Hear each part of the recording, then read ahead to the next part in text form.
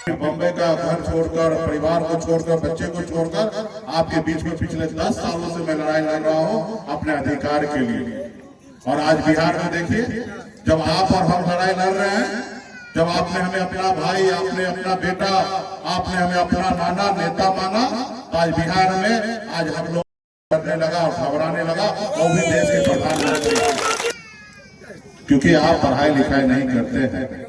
तो इसलिए बड़ी संख्या में माता बहन है, आप सबसे आग्रह है कि अगर इस संसार में सर उठा के जीना है, आपके हर तकलीफ को दूर करना है, तो आपको एक काम सबसे पहले करना है कि एक रोटी कम खाइए, लेकिन अपने बच्चे को पढ़ा लिखा के काबिल बनाइए।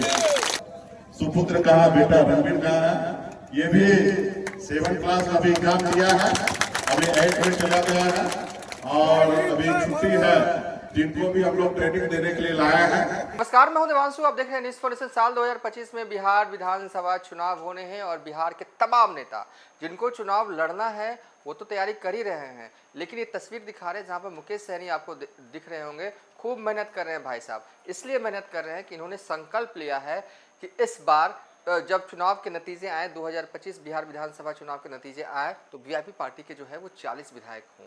40 विधायक तभी होंगे जब है जो वो नाप देंगे पूरे बिहार को मुकेश सहनी। इसी तरीके से हर दिन जो है अलग अलग जगह जाते हैं, अपने समाज के लोगों के बीच में जाते हैं, अलग जगाते हैं, जागरूक करते हैं, नुक्कड़ नाटक भी होता है, कई जगह पर 5-10 लोग होते हैं, यानी कि 1-to-1 मुलाकात भी होती है, जनसभा भी होता है, सब कुछ जितना वो कर सकते हैं वो कर रहे हैं अपनी पार्टी के लिए। अब देखना है इसका फलाफल क्या होता है। लेकिन बहरहाल ये तस्वीरें जो हम आपको दिखा रहे हैं वो वैशाली जिले से दिखा रहे हैं, जहाँ पर वैशाली के भगवानपुर प्रखंड के पट्टी बंधु राय नामक की एक जगह है, जहां पर कार्यक्रम को जो है मुकेश सहनी ने संबोधित किया। देखिए, जहां भी मुकेश सहनी जाते हैं वो एक बात अपने समाज के लोगों के बीच में कहते हैं कि आप अपने समाज के लोगों को जो है वो पढ़ाइए, यानी कि वो चाहते हैं कि निषाद समाज के बच्चे जो हैं वो ज़रूर पढ़े। ये उनके बयान का फोकस, यानी कि मुख्य बिंदु रहता। कहीं भी जाएँ मुकेश सहनी पढ़ाई को लेकर जो है अपने समाज के लोगों को जागरूक करते ही हैं, ये हमने देखा। और साथ ही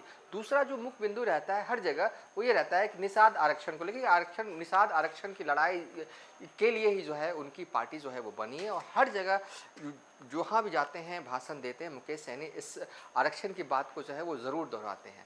अब हम उनका पूरा बयान छोड़े जाते हैं और हम कितना बोले, अब उनका बयान सुनिए, थोड़ा लंबा है लेकिन बहुत अच्छा बयान दिया है मुकेश सहनी ने। आप समझ रहे, जान रहे हैं कि चुनावी साल है और बहुत ऐसे कार्यक्रम रहता है, बहुत जगह जाना आना रहता है। अभी हमें मोतिहारी जाना है, मुजफ्फरपुर होते हुए, कल वाल्मीकि नगर जाना है, 10 तारीख और 11 तारीख को पार्टी के राष्ट्रीय कार्यकारिणी का सम्मेलन है हमारे वाल्मीकि नगर में, वो कार्यक्रम के लिए जा रहे हैं। और आप लोगों ने निमंत्रण दिया और आप लोगों के बुलावा पे हम यहाँ पे आए हैं और आपने निमंत्रण दिया, इसके लिए बहुत बहुत धन्यवाद देता हूँ। कभी हम लोग कल्पना भी नहीं कर सकते थे कि आप लोगों का प्यार, सहयोग, आशीर्वाद इस तरीके से हम लोगों को मिलेगा, लेकिन हम सही रास्ते पे चल रहे हैं, सही रास्ते पे सही काम कर रहे हैं। इसके लिए आप लोगों का प्यार हमारे ऊपर बना हुआ है, ये मैं जानता हूँ। तो पूजा पाठ जो है हम लोग हमेशा करते आ रहे हैं, हमारे पूर्वज ने भी पूजा पाठ करते आए हैं, हमारे कुल देवता को हम लोग पूजा पाठ करते आ रहे हैं। हम सनातन धर्म में जन्म लिए, हम देवी देवता को सबको पूजा पाठ हम लोग करते आ रहे हैं। और पूजा पाठ हम इसलिए करते हैं कि हमारे हर समस्या दूर हो जाए, हमारे घर में खुशियां आए, हमारे घर से सारी तकलीफ दूर हो जाए, इसलिए हम पूजा पाठ उस पास हम लोग रखते हैं। तो ये सब हम लोगों को करते रहना है। लेकिन इसमें एक चीज और बहुत ज्यादा जो जरूरी है, भगवान भी कहते हैं कि कर्म करो फिर फल मिलेगा, बगैर कर्म किए हुए कोई भी फल नहीं मिलेगा। तो हम इंसान इस संसार में आए हैं, तो आपको पैर दिया भगवान, हाथ दिया है, सोचने के लिए दिमाग दिया है, तो उसको हम लोगों को इस्तेमाल करना है। आप घर बैठे रहिएगा और कहिएगा कि आपकी तकलीफ दूर हो जाए, तो ऐसा नहीं है। आपको अपनी तकलीफ को दूर करना है, तो आप अपने पड़ोसी को देखिए कि उसका तकलीफ कैसे दूर हुआ। जैसे उनका तकलीफ दूर हुआ वैसे आपका भी तकलीफ दूर हो सकता है। जैसे वो अपने तकलीफ को दूर किया वैसे आपको अपने तकलीफ को दूर करना पड़ेगा। इस संसार में सब एक ही तरीके से जन्म लिए हैं, सब अपने माँ के कोख से ही जन्म लिए हैं। लेकिन संसार में कोई बहुत पैसे वाला है, बहुत पढ़े लिखे लोग हैं और आप पीछे रह जाते हैं। क्यों? क्योंकि आप पढ़ाई लिखाई नहीं करते हैं। तो इसलिए बड़ी संख्या में माता बहन है, आप सबसे आग्रह है कि अगर इस संसार में सर उठा के जीना है, आपके हर तकलीफ को दूर करना है, तो आपको एक काम सबसे पहले करना है कि एक रोटी कम खाइए, लेकिन अपने बच्चे को पढ़ा लिखा के काबिल बनाइए। जब तक हमारा समाज, जब तक आपके परिवार शिक्षित नहीं होंगे, तब तक वो आगे बढ़ेंगे नहीं। इसलिए उसको शिक्षित बनाइए, और जब शिक्षित हो जाएंगे तो उनका अपना अधिकार पता होगा, और फिर अपना अधिकार पता होगा तो उसके लिए वो संघर्ष करेंगे, और जब संघर्ष करेंगे तो वो अधिकार उनको प्राप्त हो जाएगा। अपने अधिकार के लिए लड़ाई लड़ेंगे। जब बच्चा पढ़ा लिखा होगा तो उनको पता होगा कि क्या काम अच्छा है, क्या काम बुरा है। जो काम बुरा होगा वो काम नहीं करेंगे, और जो काम अच्छा होगा वही करेंगे।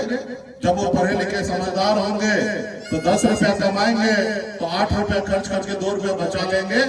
अगर वही पढ़े लिखे लोग नहीं होंगे तो 10 रुपया कमाएंगे और 10 का 10 उड़ा देंगे, और वो कहीं ना कहीं आगे वाले पीढ़ी के लिए कुछ नहीं छोड़ेंगे। इसके लिए आप तकलीफ में रहेंगे। इसलिए सबसे ज्यादा जरूरी है पढ़ाई लिखाई। हम भी एक गरीब घर में ही जन्म लिए, मछुआरा परिवार में जन्म लिए। पिताजी दादाजी सब मछली मारते थे, लेकिन माता पिता ने हमको पढ़ाया लिखाया। और जब सूझबूझ हुआ तो गांव से निकलकर बॉम्बे जैसे शहर गए, वहां मेहनत मजदूरी करके बॉम्बे में हमने कामयाबी का झंडा गाड़ दिया। एक बेहतर जिंदगी जीने लगे, ऐसे रात की जिंदगी जीते थे, बड़े महंगे गाड़ी में घूमते थे, बड़े बंगले में रहते थे, सब बेहतर जिंदगी जी रहे थे। लेकिन ऊपर वाले ने हमें समझदारी दिया। हमने सोचा जब इतना आगे हम निकल चुके हैं, लेकिन हमारे लोग अभी भी बहुत पीछे हैं। लोग चांद पे घर बनाने के लिए सोच रहा है, लेकिन इस धरती पर हमारे लोगों के लिए रहने के लिए घर नहीं है। और फिर बॉम्बे का घर छोड़कर, परिवार को छोड़कर, बच्चे को छोड़कर आपके बीच में पिछले 10 सालों से मैं लड़ाई लड़ रहा हूँ अपने अधिकार के लिए। और आज बिहार में देखिए, जब आप और हम लड़ाई लड़ रहे हैं, जब आपने हमें अपना भाई, आपने अपना बेटा, आपने हमें अपना नाना नेता माना, तो आज बिहार में आज हम लोगों से डरने लगा और घबराने लगा, और भी देश के प्रधानमंत्री।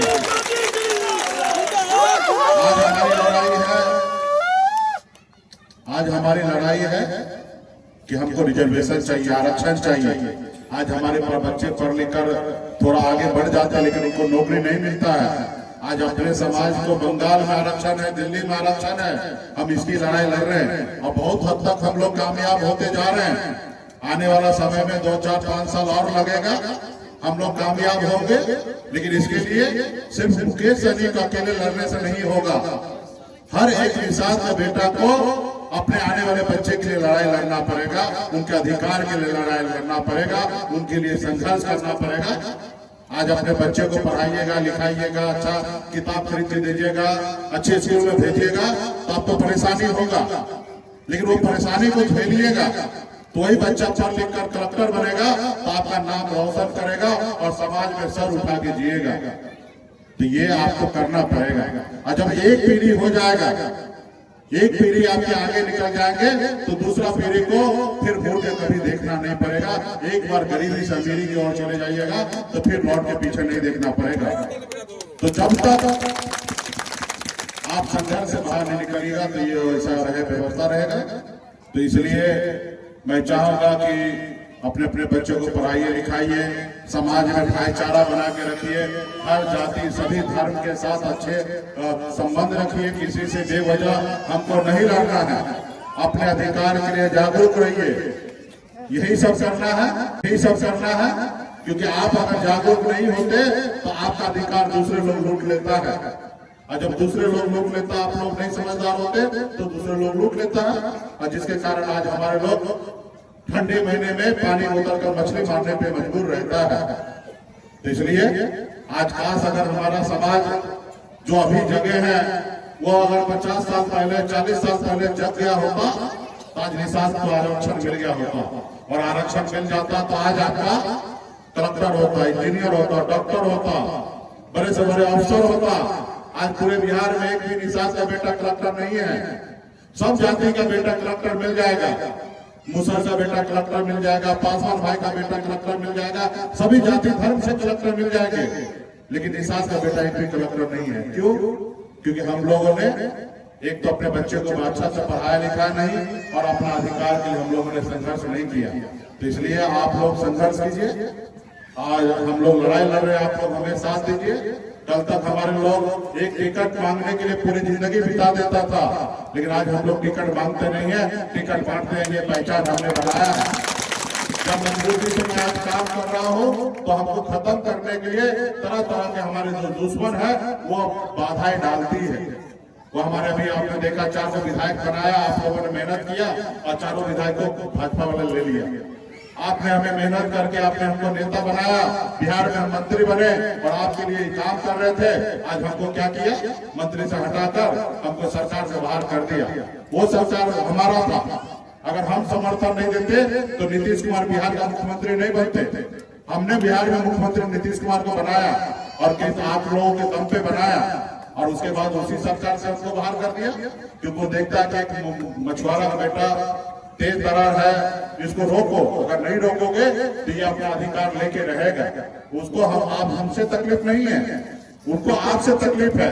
आप अपने पैर पे खड़ा ना हो जाए, इसलिए वो आपके साथ इस तरीके से कर रहा है। तो खैर, हम रुकने वाला नहीं है, हम झुकने वाला नहीं है, हम डरने वाला नहीं है, और मजबूती से हम लड़ाई लड़ेंगे, और आने वाला समय में जो व्यवस्था है उसको हम लोग बदलेंगे।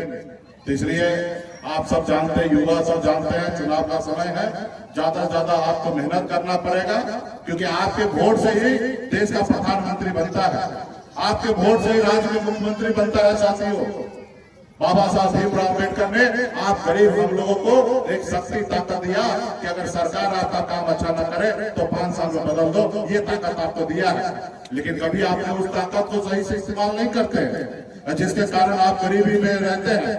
आज आजादी के 77 साल हो गया, एक आपने लीडर नहीं पैदा किया, जिसका कारण आपका इतना समस्या खड़ा होता है। आज हमारे यादव भाई ने लीडर बनाया, लालू प्रसाद यादव जी को एक लीडर बनाया। देखिए समाज में बदलाव हुआ। हमारे लव कुश भाई ने नीतीश कुमार जी को लीडर माना, हमारे पासवान भाई ने स्वर्गीय रामविलास पासवान जी को नेता माना, और उसके नेतृत्व में देखिए समाज में बदलाव हुआ है। लेकिन 75 सालों में आपने नहीं बनाया, जिसके कारण आपका कहीं चर्चा नहीं होता था। आज आपने मुकेश सहनी पे भरोसा किया, आज आपने हमको अपना भाई बेटा नेता मान रहे, तो आज हमसे दिल्ली तक डरती है। साथियों, दिल्ली घबराता है। साथियों, आज हमको सोचकर मुकेश सहनी कैसे कमजोर किया जाए, भारत सरकार में मंत्री बनाया जा रहा है। मुझे थोड़ा कम करने के लिए बिहार में मंत्री बनाया जा रहा है। क्यों? क्योंकि वो नहीं चाहता है कि आप मजबूत हो, आगे बढ़े, आपको गुलाम बनाना चाहता है। तो इसलिए आज हम लोगों मुंबई का ऐशोआराम जिंदगी को छोड़कर, परिवार को छोड़कर आज पिछले 10 सालों से मैं लगा हूँ। तो इसलिए आप लोगों को मजबूती से अपने आने वाला पीढ़ी के लिए, अपने आने वाले समाज के लिए लड़ाई लड़ना है, और हम लोग मजबूती से आप लोगों के लिए काम कर रहे हैं। सब चीज था मेरे पास, उसको छोड़कर आपके लिए लड़ाई लड़ रहे हैं। मैं मंत्री भी बन गया था, मैं मोदी जी, योगी जी सबका जिंदाबाद करते रहता, तो आज मैं मंत्री रहता, मलाई चाट खाता। लेकिन हमने कहा नहीं, हम ऐसे कुर्सी पे नहीं बैठेंगे जो कुर्सी से अपने समाज का भला नहीं कर सकते हैं। हम लड़ाई लड़ेंगे, और जिसके कारण हम ऊंचा आवाज किए तो हमारा कुर्सी छीन लिया, तो हमको परवाह नहीं है, हमको कुर्सी से शौक नहीं है। हम अच्छी जिंदगी जी रहे थे और आज भी जिंदगी जी रहे हैं, लेकिन हमें बदलाव आपके बीच में लाना है। तो पूजा पाठ के साथ साथ बच्चे को पढ़ाइए लिखाइए, सब चीज कीजिए। अभी तो हमारे सुपुत्र कहा, बेटा रणबीर कहा है, ये भी 7th क्लास का भी एग्जाम दिया है, अभी 8 में चला गया है, और अभी छुट्टी है। जिनको भी हम लोग ट्रेनिंग देने के लिए लाया है, क्योंकि राष्ट्रीय कार्यकारिणी का सम्मेलन है, तो हम लोग लेके जा रहे हैं। इनको भी अभी से ट्रेन कर रहे हैं कि समाज सेवा क्या होना चाहिए। अभी तो खैर ये 10 साल अभी इनको और समय लगेगा, पढ़ाई लिखाई करेगा, उसके बाद आप लोगों के बीच में आएंगे। लेकिन अभी से हम इन लोगों को सीख देने के लिए ला रहे हैं, सीखेंगे, समझेंगे, हर चीज सिखाना पड़ेगा बच्चे को। तो आज सीखेंगे, देखेंगे कि पापा कितना मेहनत कर रहे हैं, कितना संघर्ष कर रहे हैं, कहाँ कहाँ जा रहे हैं। तो आने वाला समय में इनको भी लगेगा कि काम करेंगे तो निश्चित तौर पे जैसे हम सोचते हैं वैसे आपको भी सोचना अपने बच्चे के लिए। हम तो सबके लिए सोच ही रहे हैं, लेकिन आपका अपना एक कर्तव्य है, उसको पूरा करना है। आज हमारा भी कर्तव्य है कि बच्चा पढ़ लिख ले बढ़िया से, तो आज अच्छे स्कूल में हम लोग पढ़ा रहे हैं। और आपका भी कर्तव्य है कि अपने बच्चे को बढ़िया से पढ़ाइए लिखाइए। जो काम मैं जिस जगह पहुंचा हूं आपका भी बेटा पहुंच सकता है, आपका भी भाई पहुंच सकता है। जो सपना मैं इनके लिए देख रहा हूं वो सपना आप भी अपने बच्चे के लिए देखिए, तब साकार होगा। जब सपना ही नहीं देखिएगा तो साकार क्या होगा। आप यहाँ से कहीं जाने के लिए सोचिएगा तब ना जाइएगा, अब जाने के लिए सोच भी नहीं कीजिएगा तो कैसे होगा। तो इसलिए सोचिएगा क्या होगा। 4 बार लड़ाई लड़िएगा, 5 बार लड़ाई लड़िएगा, 5 बार हारिएगा, 6ठा बार कोशिश कीजिएगा, हो सकता जीत जाइएगा। लेकिन लड़ाई लड़िएगा तभी जीत पाइएगा। अगर हाथ में हाथ धर के बैठ जाइएगा, बोलिए कि गरीबी में है हम कुछ नहीं कर सकते, तो कैसे होगा। हम भी तो गरीब घर में जन्म लिए, लेकिन हमने अपने नसीब को बदला, अपने मेहनत के दम पर, अपने ईमानदारी के दम पर सही रास्ता पे चलकर वो काम आप भी कर सकते हैं। उसके लिए सही रास्ता पे बच्चे को पढ़ा लिखाइए, समाज में एक भाईचारा बनाइए। गलत काम नहीं करना है, अच्छे काम करना है। आज हमारे लोग इलाज का अभाव में मर रहे हैं। हमारे लोग इतना गरीब है जो अपने बच्चे को सही से इलाज नहीं करा पाता है और दम